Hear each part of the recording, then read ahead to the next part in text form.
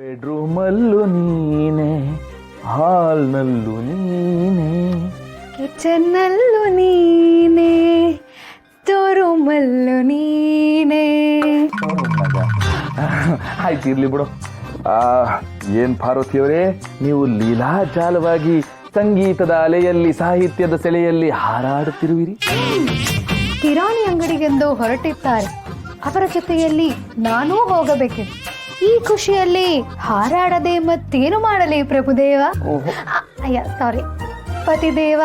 ನನ್ ಪ್ರಭುದೇವ ಅಂದ್ಬಿಟ್ಟ, ನಾನೇನ್ ಡ್ಯಾನ್ಸ್ ಮಾಡ್ತೀನ ಪಾರು? ಆದ್ರೂ ನಾನು ಡ್ಯಾನ್ಸ್ ಮಾಡ್ತೀನಿ ಪಾರು.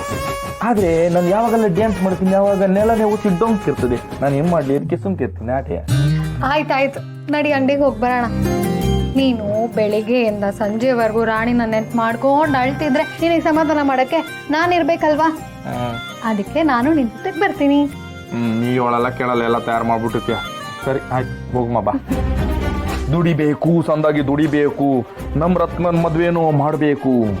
ಅವಳದು ಮದ್ವೆ ಆಗ್ಬಿಟ್ರೆ ಸೂಪರು ಸೂಪರು. ಓ ಏನಂತೀರವ?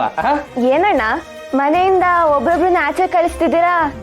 ಇವಾಗ ಇಬ್ರಿದೀವಿ, ನೆಕ್ಸ್ಟ್ ಒಬ್ರು ಆಗ್ತೀವಿ. ಇದೇನಾ ನಿಮ್ ಪ್ಲಾನು? ಚೋಟು, ಹಂಗೆಲ್ಲ ಮಾತಾಡ್ಬಾರ್ದು.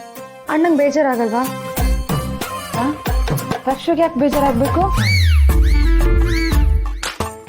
ಅವಳು ಹೇಳಿದ್ದು ನಿಮ್ಮಣ್ಣ ಕಣವ, ಅಂದ್ರೆ ನಂಗೆ. ಓಹೋ, ನಮಗ್ ಬೇಜಾರ್ ಮಾಡ್ಬಿಟ್ಟು ಇವಾಗ ನಿಮ್ ಬೇಜಾರ್ ಬಗ್ಗೆ ಮಾತಾಡ್ತಿದ್ದೀರಾ? ನೋಡಿ, ಇವಾಗ ಎಲ್ಲದನ್ನೂ ಬಿಡ್ಸಿ ಹೇಳೋದಕ್ಕಾಗಲ್ಲ. ಹಂಗಂತ ನಮ್ ಡಿಮ್ಯಾಂಡು ಚೇಂಜ್ ಆಗಿಲ್ಲ. ಇವಾಗ ಟೈಮ್ ಆಯ್ತು, ನೀವು ಅಂಗಡಿಗೆ ಹೋಗಿ ಬನ್ನಿ ಆಯ್ತಾ? ಆಮೇಲೆ ಮಾತಾಡೋಣ. ಸರಿ ಸರಿ, ಹೋಗಿ ಬರ್ತೀವಿ.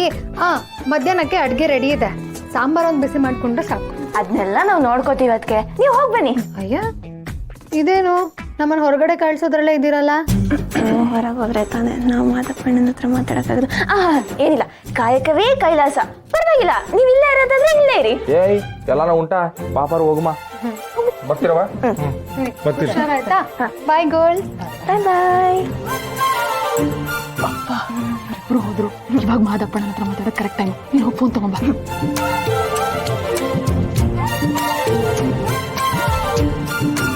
ಹಲೋ ಮಾದಪ್ಪಣ್ಣ, ಇವಾಗ ಮನೇಲಿ ಯಾರೂ ಇಲ್ಲ, ನೀವು ಬಂದ್ರೆ ನೆಮ್ಮದಿಯಾಗಿ ಮಾತಾಡ್ಬೋದು.